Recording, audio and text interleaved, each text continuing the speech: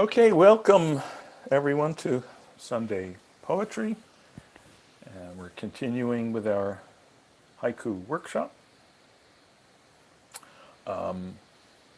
Some people sent one or two haiku from during our 2 weeks break. Some people sent several.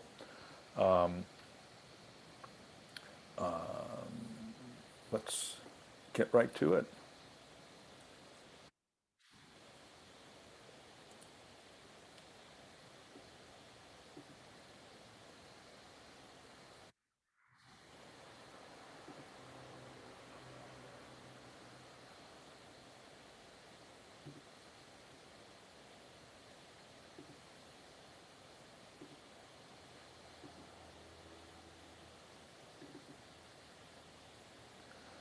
Okay, there we go.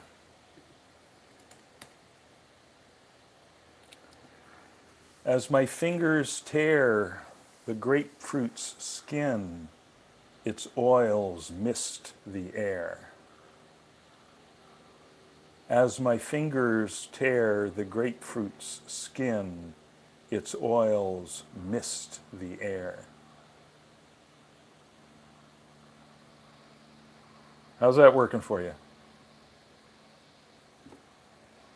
Concrete. Yeah, it's nice, isn't it? You can almost smell the grapefruit. Yes, exactly. You can almost not only you smell it and you feel it. You know, the oils and the mist. Right. Boy, that's just great. It's so vivid, it's so specific. The words that convey it are so simple, right? Except for fingers and grapefruits, it's all monosyllabic words. Yeah. And and look at the way the Kensho happens in the third line, right? Right. Right? You've got that grapefruit of potential and then it opens up. That's what Kensho is. Kensho is that opening up. And the oils and the mist of, uh, of awakening, you know, just get aerosolized. We're living in an age when we're all very aware of the phenomenon of aerosols. So, so here's a good aerosol. That's Very great. That's great. Yeah. Boy, I wouldn't touch a. I shouldn't say this. Anyone have any suggestions or thoughts about other things to try on this? Yeah, I wouldn't touch a I thing. like it the way it is. Yeah, me too. I just think it's unimprovable.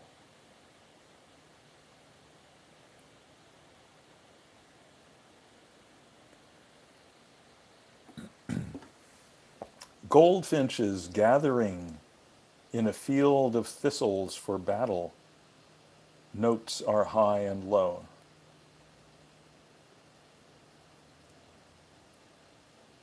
Goldfinches gathering in a field of thistles for battle. Notes are high and low.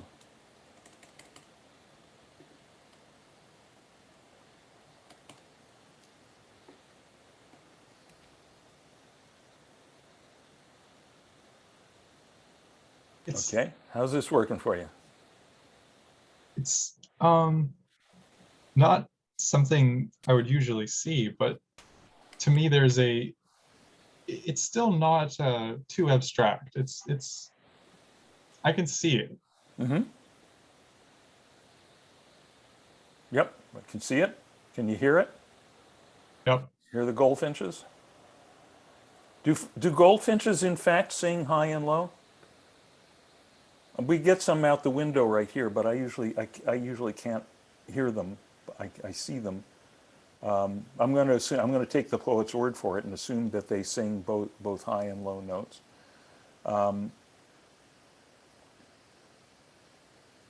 I would assume it would depend on their um, size, maybe young and old.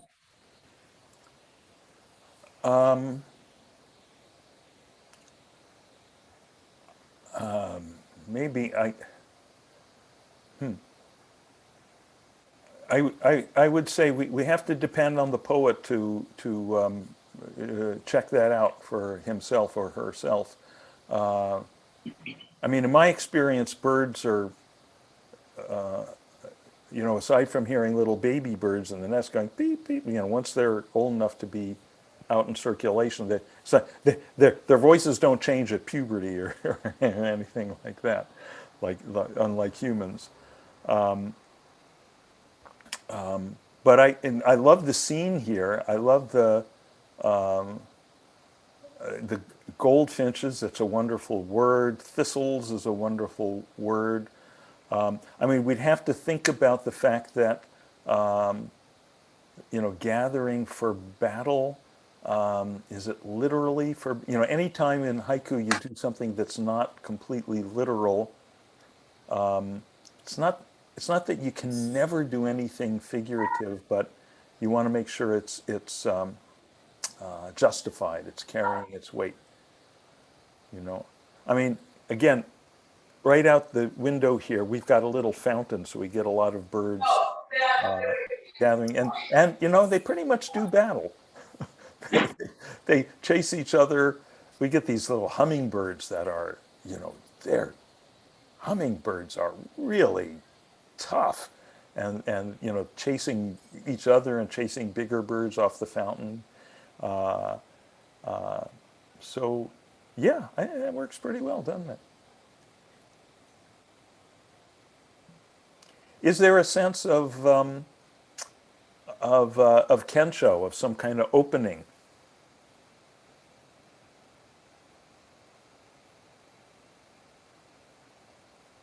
Maybe only in the middle line, but that's also the line that I'm struggling with the most. I'm sorry, in which line?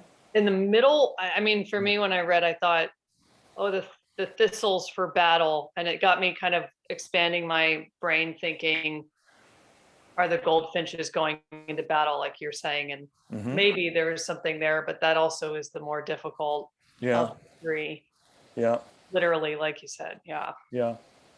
I mean, one thing I would just play with, and again, we're not giving final answers because we're not qualified to do that, but just elements to play with. When you say gathering for battle, see, that implies purpose and something that's going to happen in the future. Might be more interest. Again, as much as generally the haiku, we want the action to be right in the present moment. So maybe, what if we said goldfinches battling? Let's try that. Let's see how that looks. For battle. Finches battle. Goldfinches battle in a field of thistles. That's, yeah. Interesting. Now look at the difference. Look at the difference. Again, this is why it's such a great exercise to write haiku, even if you're not interested at all in being a haiku poet. Look at the difference, because it puts everything under such a microscope. The difference between goldfinches battle and goldfinches battling. Right? They're both in the present, but how is it different? This girl is my exact type. Is that Barbara? Wait, okay, someone needs to mute themselves, I think. Someone's got Barbara. background. Can't remember her name because she's labeled as iPhone currently. No. Barbara's here, and we Yeah. are enjoying the iPhone conversation, but it is not us, unfortunately. Yeah. Okay, that seems to have gone away. Good. So look at the difference between goldfinches battle in a field of thistles and goldfinches battling in a field of thistles.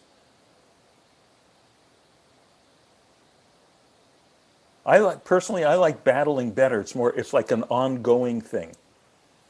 To me, it sounds more like it's because it's a continuous. It's not just a moment. It's a continuous thing, right?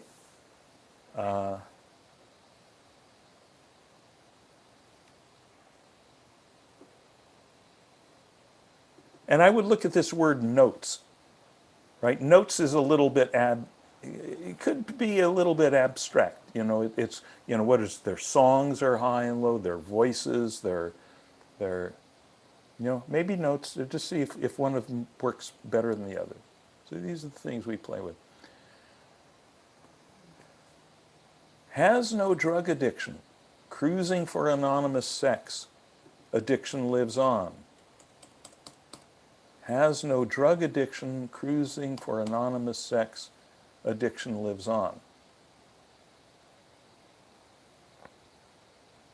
Where are we? A bar. I mean, could be That's- anywhere with the advent of Yes, Tinder. So right. Could be anywhere with the advent of Tinder or Grinder. But let's just say that that what the poet had in mind was that it's at a bar. I'd say show us the bar. Put the bar on the first line, or something that shows us we're in the bar. It's kind of unmoored. We got a whole lot of them. I don't want to spend too much time on this. But I want to, just in particular, I want to address that third line, addiction lives on. Because this is a thing that I found this a lot when I was teaching school and we would do this, that a lot of students would wind up writing third lines like this that are basically drawing a conclusion. It's a very tempting thing, especially with that three-line structure. It's like,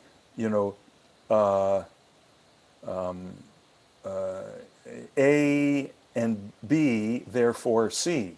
It's like we add it up, and what's this add up to? Oh, we can therefore deduce. It's like a deduction. It's like we got some evidence in the first two lines, and that leads us to a conclusion in the third line. But conclusions, by their nature, they're not observations, so they're not concrete, right? So I would say just kind of be on the lookout for that. Okay.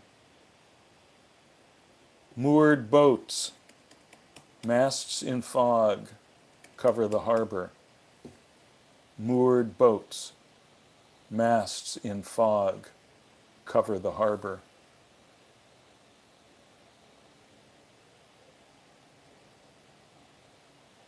That working for you? The only one that also comes to mind is, does fog actually cover? That's like we did a handful of weeks ago, right? Oh, you know what? Hold on. I gotta do something with my microphone here. Sorry.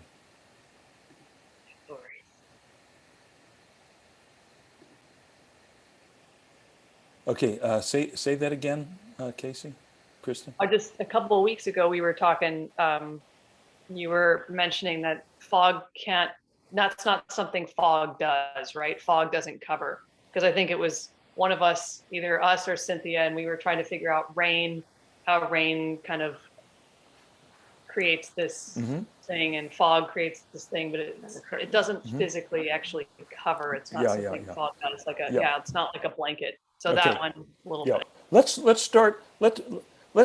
make a habit on all of these to first start with kind of overall, is the thing working for us? What's working, and then we get to details like that. This one, is this making a picture for you? yes. Yeah, it's making a picture. Simple language, straightforward, present moment. There's some opening out in the third line, right? Because as we open out into the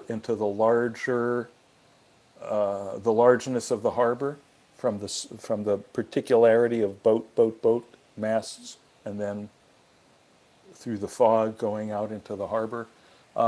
So that's working nicely, and it's got, that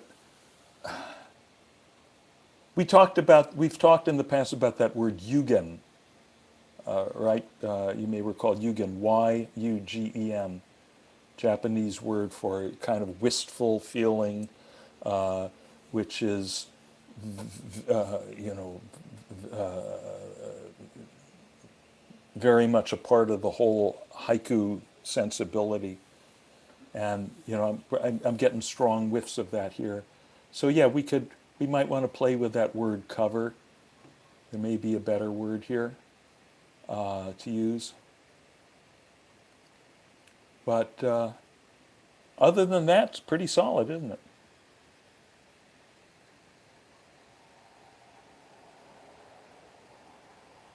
A landing on my shoulder.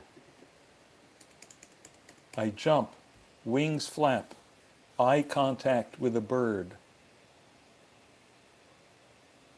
A landing on my shoulder. I jump, wings flap, eye contact with a bird. Okay? You getting the moment? Clear picture? Interesting, Yes. isn't it? Really interesting. You know, this is really, you know, in Zen they talk about getting a whack on the side of the head. You know, some unexpected moment that just kind of wakes you up, that just kind of startles you into some awakening. And if necessary, you know, sometimes the Zen master would literally whack you on the side of the head with a stick. So this is a real whack on the side of the head, isn't it? Yeah, I like that. I like that. I would try second line first and then first line second. Ah, interesting. Interesting. Yeah, why is that, Tejas? I totally hear you. Why is that? I think it brings the surprise, the immediateness to the forefront, and Yeah, then it sort of explicates the rest of the situation. yeah. It gives us the sequence. It puts us more precisely into the sequence of the experience. You remember that bit I read to you from, I read a few bits some weeks back from Hemingway, Farewell to Arms. But in particular, there was the bit where the narrator he's walking in the dark with the young nurse that he's trying to put the moves on, and he kisses her, and it's the first time they've kissed, and it's an uninvited kiss, and then he says, there was a sharp stinging, and my eyes watered. She had slapped me, Mhm. right? Not she slapped me and my eyes watered, right? Because when you get slapped in the dark, you don't know what hit you. And it's only a moment afterward that you conclude retroactively, she had slapped me.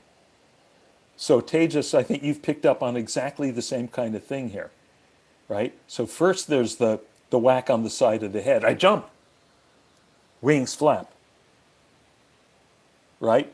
First, all Yeah. we know is, something's made me jump. Then the next thing, oh my God, there's some wings here.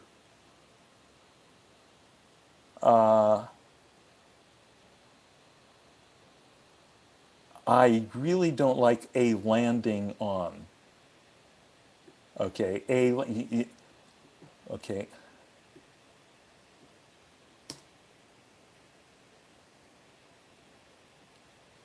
Hmm. Okay, better. And I really like what's being conveyed here, this eye contact, right? Just like looking me looking at the bird looking back. But I don't like the way it's said here. Because look when you phrase it that way, eye contact with, it makes it it makes it a noun. It makes it a noun. That makes it, it, it's, it abstracts it. Same thing with a landing. If you say bird lands, then it's a verb, it's active. But if you say a landing, see, it turns it into like an idea, a concept of landing. Are you following that? Am I conveying this? Yeah. Okay. A similar thing, eye contact. What actually happens when when you're having eye contact with the bird there? What's going on?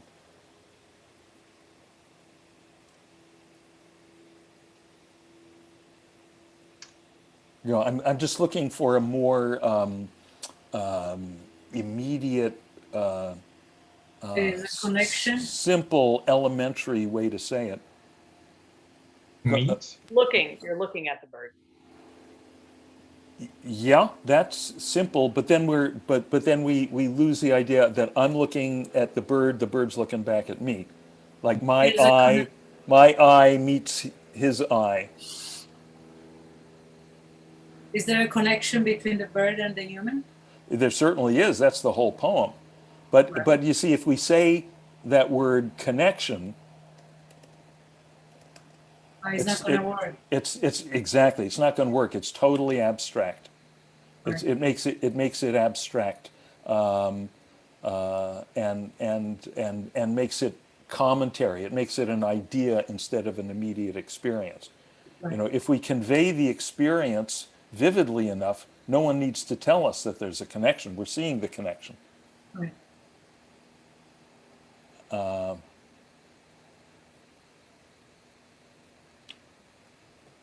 You know, I jump, wings flap.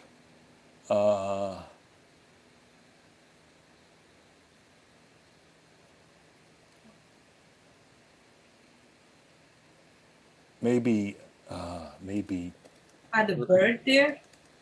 yeah, maybe. I'm sorry. Say it again.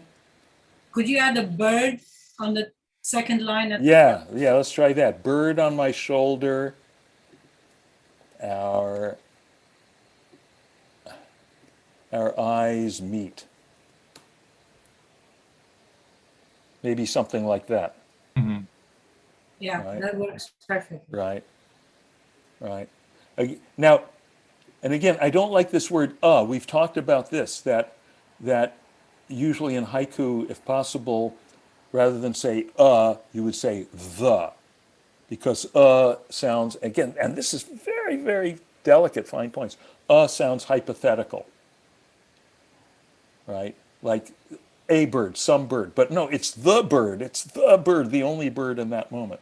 Or else you just leave it out completely. Bird on my shoulder. What kind of bird is it?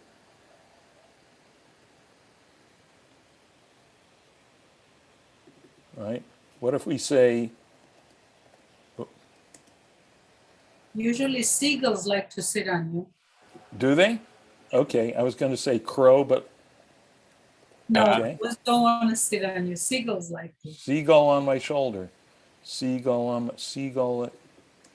Gull on my shoulder. Maybe. And I like that because then that brings in the ocean air. Right.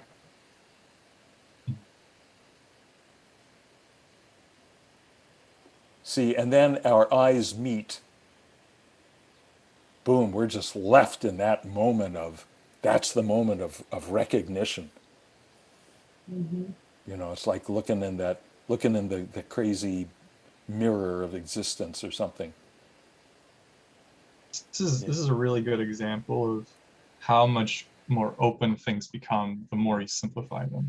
Yes, yes, absolutely, absolutely, and which is exactly the same as what happens with meditation and with all our spiritual practice, right? Oh, D. Right, right. But it is, Yes. and that's why haiku is attractive to us. That's why and the thing that people think, oh, haiku is this thing about 5 syllables and 7 syllables and 5 syllables. It so completely misses the point.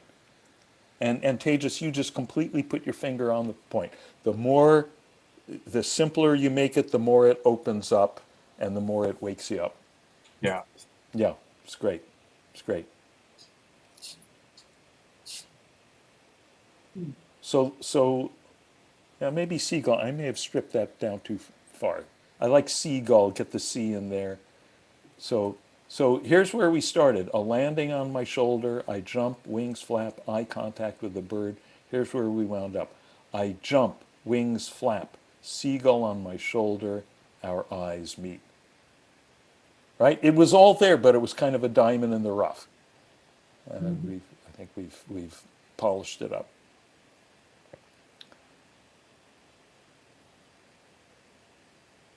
Behind the millionaire's mansion, all the big white flowers named Limelight.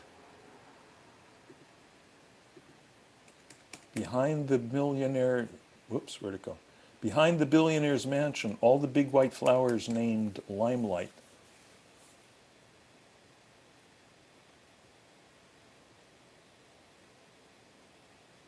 I don't, does anyone understand that third line? Yeah, I don't understand it. I don't understand it. So this may be a good, it is kind of a good lesson for us. It's all here. That presumably means something to the person who wrote it, but unless you're going to send your poetry out with footnotes, you have to write, which has been done. You know, famously T.S. Eliot did that with was it the Wasteland? After a quick Google, limelight is a hydrangea or something. Flower hydrogenia. Hydrangea. Hydrangea. Hydrangea, yes. Uh-huh. Uh-huh. Yeah, it's a cool name. It's a cool name.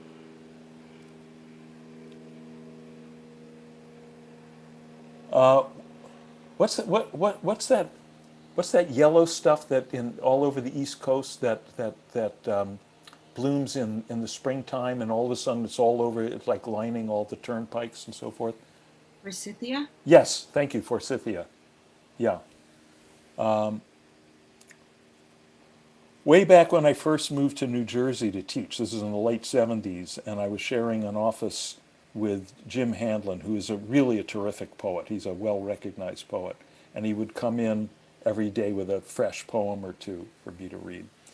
And he had one where the last line, it may have been a haiku, and the last line was, you know, forsythia, exclamation mark. And it meant nothing to me because I had recently moved from the West Coast and I didn't know anything about forsythia.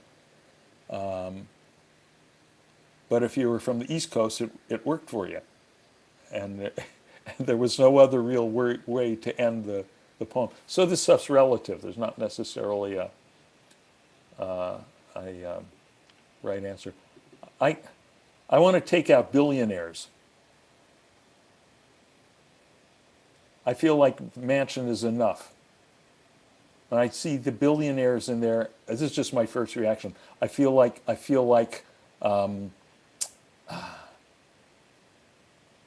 someone is active, like there's a cliche being thrown in there. You know, we don't need it. We don't see that.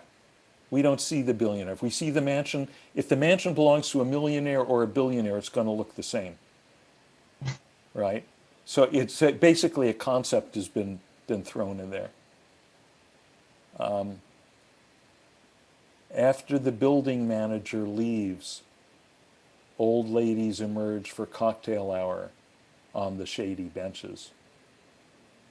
After the building manager leaves, old ladies emerge for cocktail hour on the shady benches. Interesting picture, isn't it? Yeah. Really interesting situation.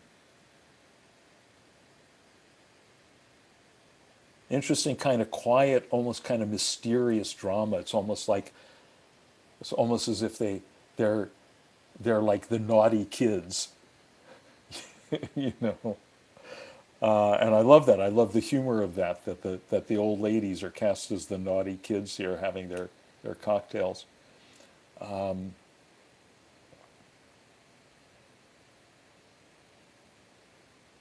How do you feel about the overall the texture of the wording?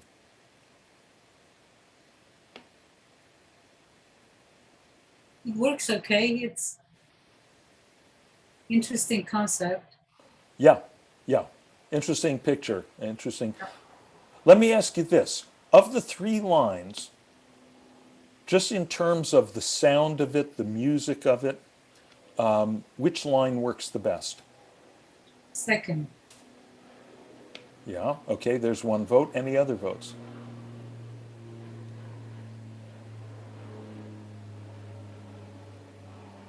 Could be third.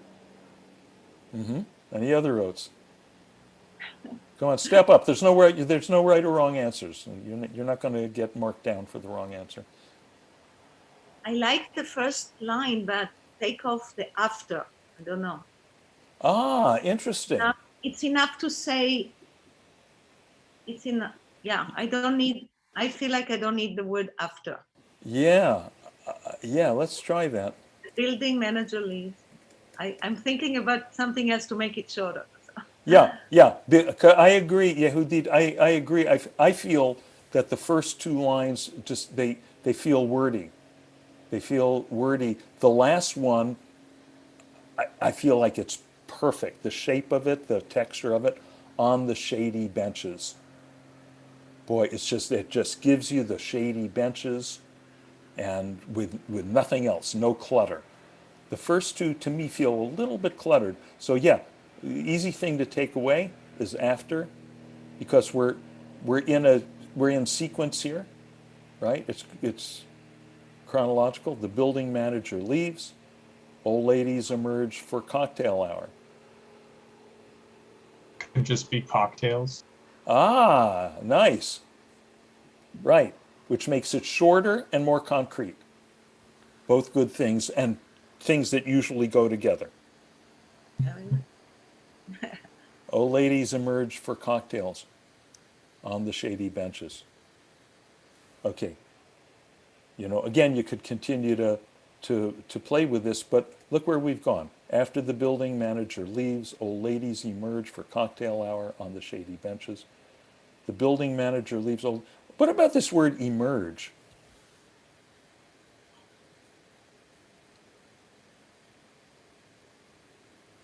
That's obscure. Say it again. It's obscure a little bit. Yeah, I know what you're saying.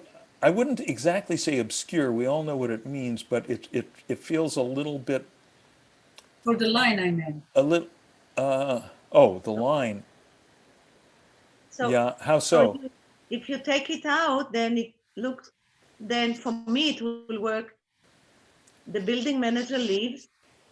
Cocktails for old ladies on the shady bed. No, ladies and so you can take out the emerge, but reverse cocktails for old ladies on the shady bed.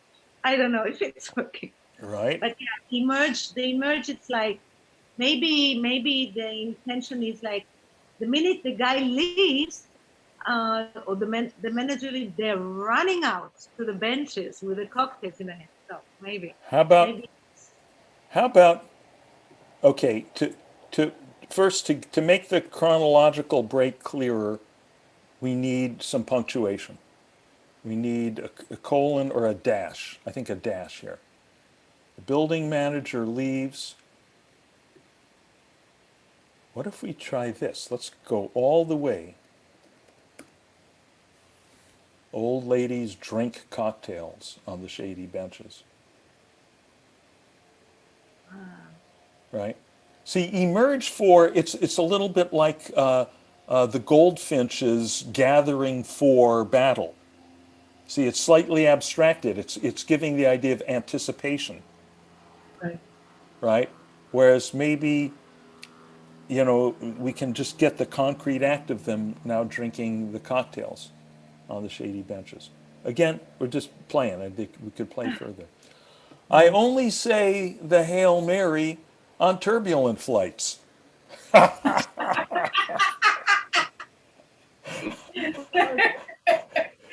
That's hilarious. I only say the Hail Mary on turbulent flights.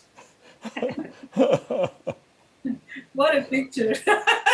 Yeah, it is. It is. It is. Now, look, this is interesting because in a way we could say, wait a minute, this kind of violates a couple of our quote unquote rules. It's a concept. It's kind of clever, right? And we've talked about the dangers of cleverness.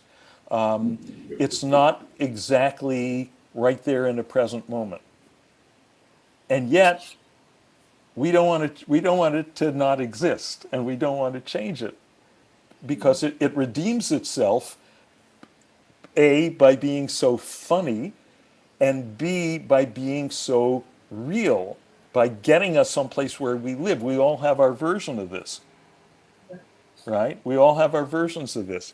And it does take us into a moment, in a sense. It's like, oh, there's that bumpy moment of turbulence. And we start with a, Hail Mary, full of grace, the Lord is with you, right?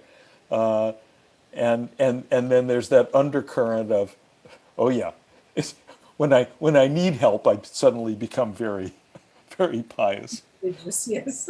right? And so that's a moment of insight about oneself, right? And so that's an opening. It's a kind of junior varsity Kensho. But sometimes that's really important, and especially in funny in haiku that turn out to be funny, that turns out to be the Kensho that we need. Sometimes we need to see the hilariously, just dumb or just human ways that our mind works, to see kind of, we could say, where we're falling short of the way we would imagine the fully enlightened us would be, and it kind of helps put all that in clear relief. So yeah, we can't argue with that. Dean, wait Yes. a minute. I want to Yes. say, I mean, I always thought that it was supposed to be in the present when we do haiku. Yeah. And I thought that it wasn't supposed to be kind of an idea, like it's almost kind of philosophical here. Yeah. So I'm trying to make this into a present moment and still be Funny. kind of maybe even funny. Yeah. So, Right. so it would be turbulent flight. I quietly speaking my Hail Mary, or something that would change it into be what I always thought we're trying to get at. Okay. Does Whoops, that make hold sense on. to you? Yeah, let's try this. Turbulent flight, singular. No, No, I know. speaking quietly.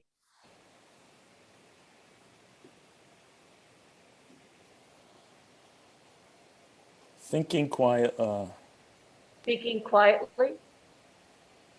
Well, is there thinking?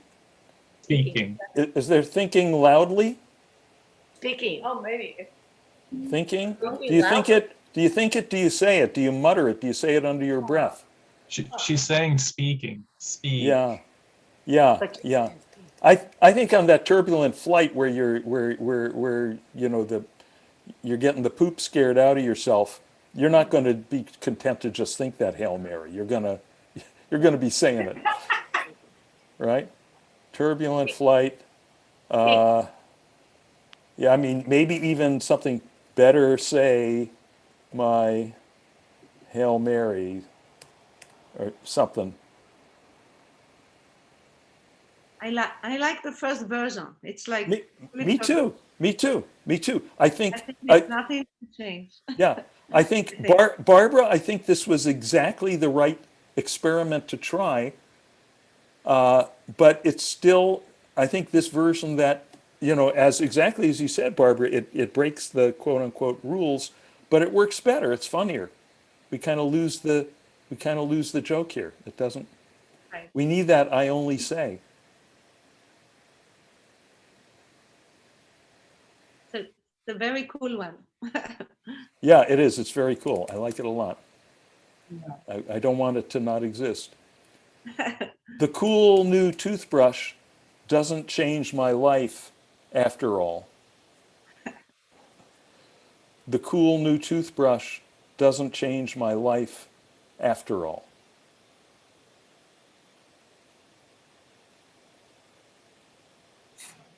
It's a little bit similar to the last one, isn't it? Yeah, Yeah. nothing to change. Yeah. I mean, once again, it's kind of a concept. We can kind of deduce a moment. Okay, I've opened the package and I've got the new toothbrush with the cool electric features and the flashing lights and the whatever. But really, once again, it's an insight into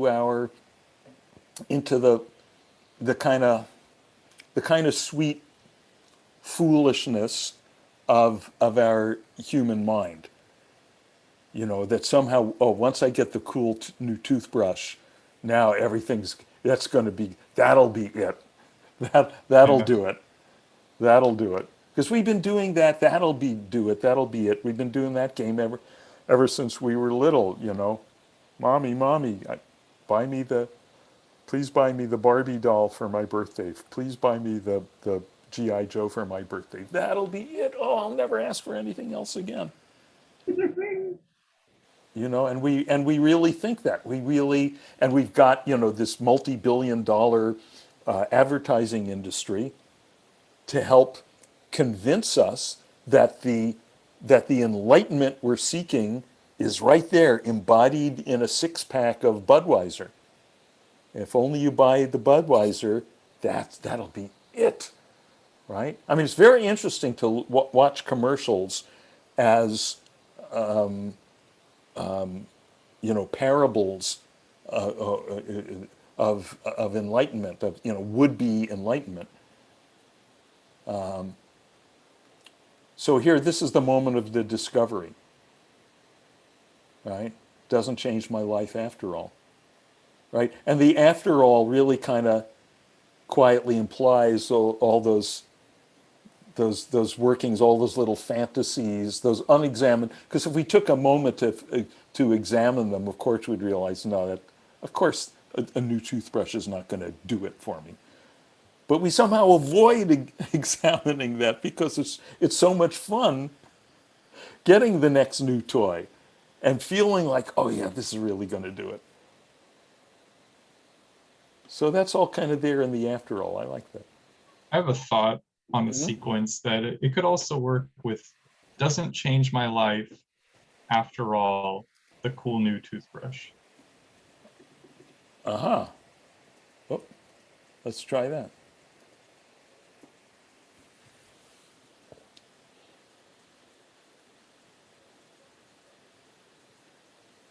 It's not more correct, but I just thought it'd be fun to have the cool new toothbrush as the punchline.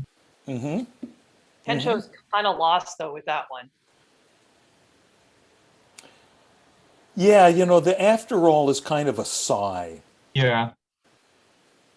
We kind of want that sigh. And then also the cool new toothbrush is what gives us the concrete image.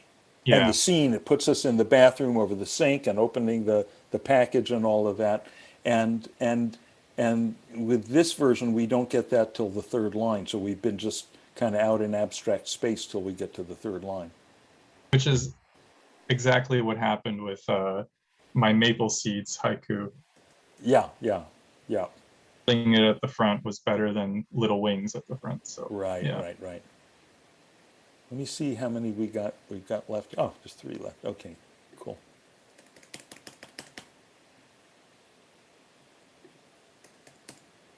Running alone, faster and faster, the beginning becomes the destination. Running alone, faster and faster, the beginning becomes the destination.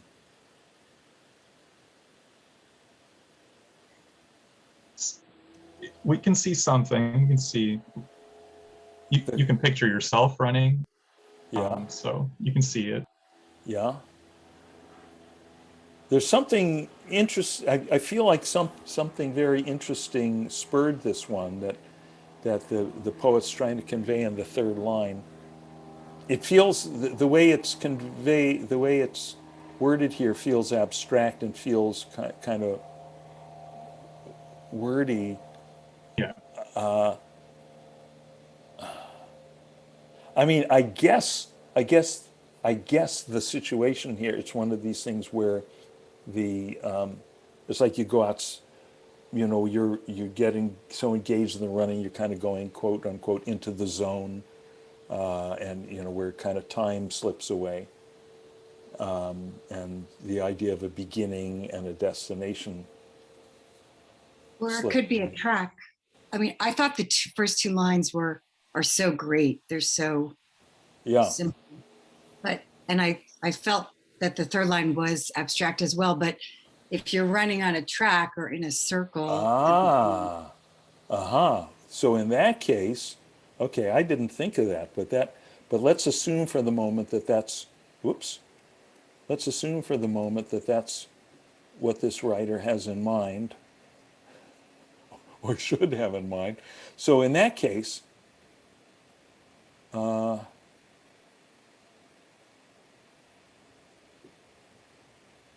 I think they, hold yeah, on, hold on 1 second. I'm okay, gonna keep okay. going on Cynthia's idea till I.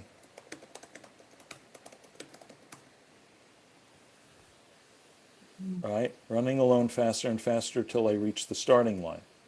that's great. That's good. Right? I mean, now it works, right? Assuming that we're on a circular track. Now look at that. Let's just assume that for a moment. Whether or not the writer had this in mind, there's, I think, some good learning here for all of us. Once again, we go from, it's the same idea, it's the same image, but we go from more abstract to more concrete. And in that same moment, we go from more wordy to more concise, more cluttered to more simple. As Teja said before, as we get more simple, everything opens up.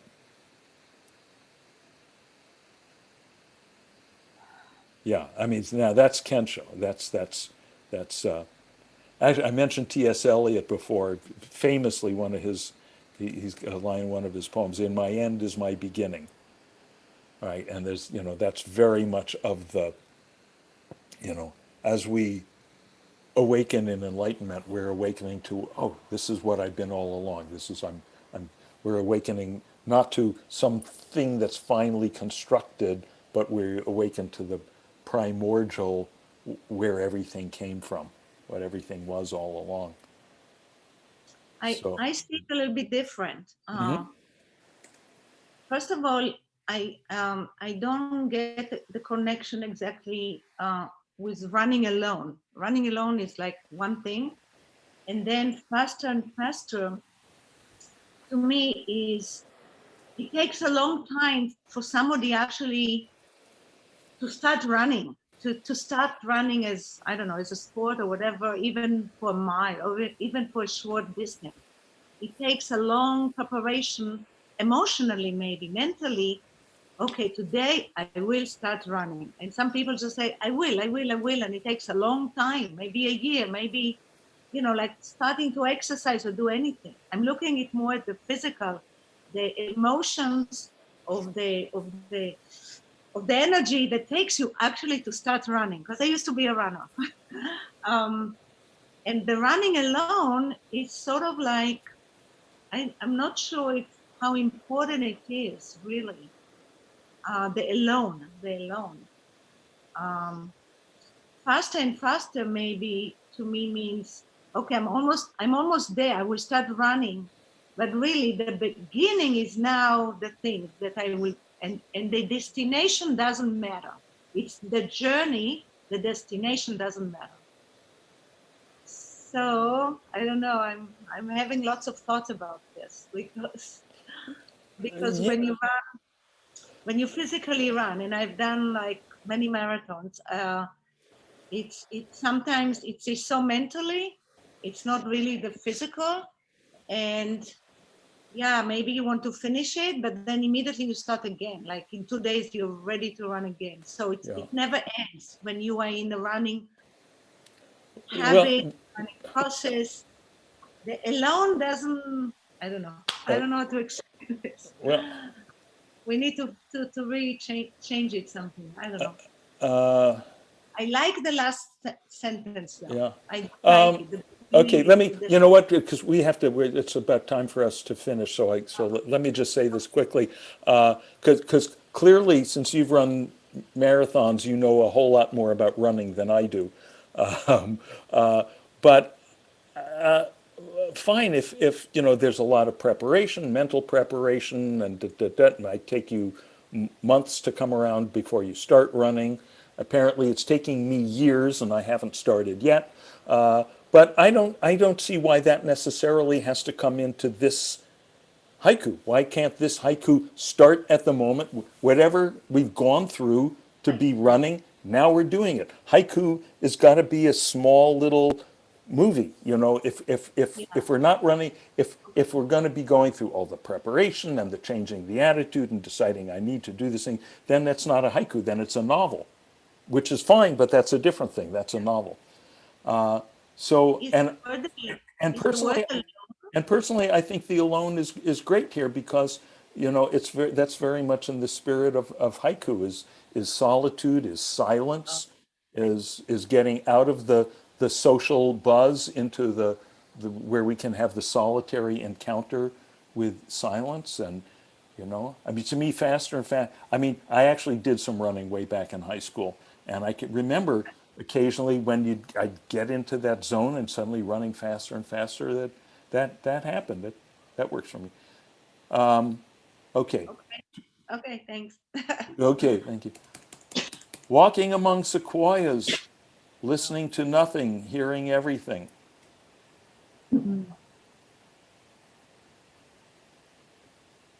Okay. You know what? Just because we're running out of time, this is what I want to say about this. I love what's going on here. Now, look at this. Between these two words, nothing and everything, which one works better?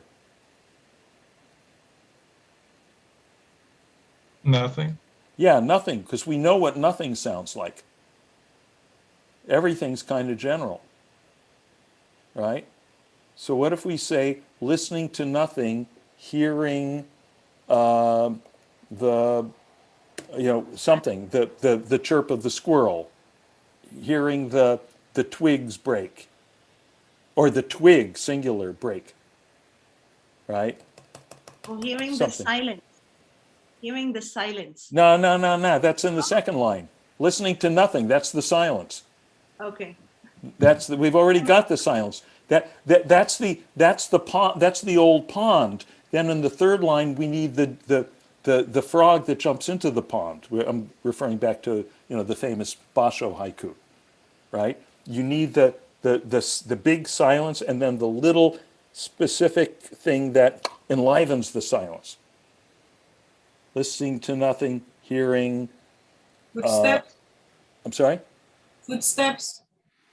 Yeah, but footsteps is good, except it takes too much time. Space. I want to need something in one moment. I want, you know, hearing a twig crack or something, which could be because someone has stepped into the scene. Some moment of sound resonating in the silence. You know, and I love the sequoias because the sequoias are so big and they somehow deepen the silence.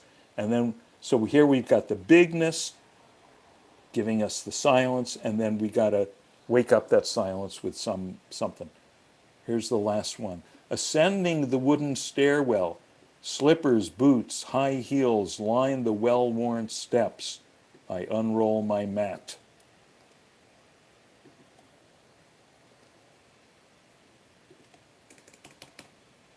Ascending the wooden stairwell, slippers, boots, high heels line the well-worn steps. I unroll my mat.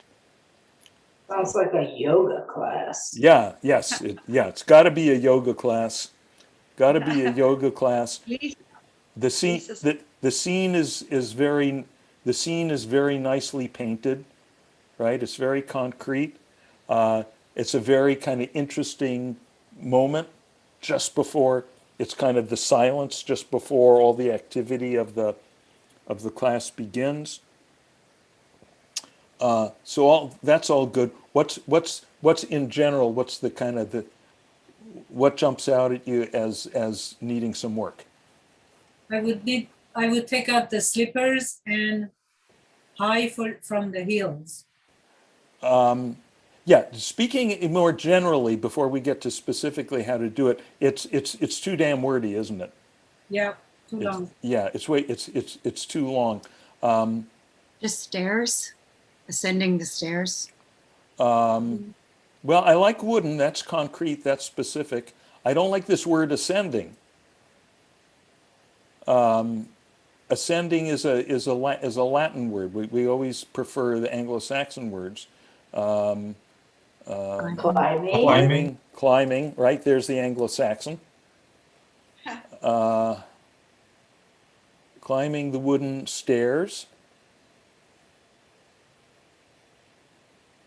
Okay, now steps is essentially the same as stairs. Well worn. Okay, watch this. Climbing the old wooden stairs. Then we get rid of well worn and we get rid of steps.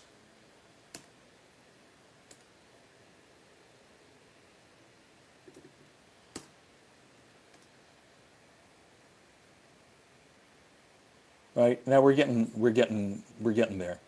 We're getting there. Getting warmer. Yeah, we might want to do some more work, but for now, we're out of time. Okay? So, thanks for dropping by, Thank you. guys. See you next time. Thank you, Dean. You Thanks. bet. Thank you. Thank you. It's always a pleasure. Enjoy being.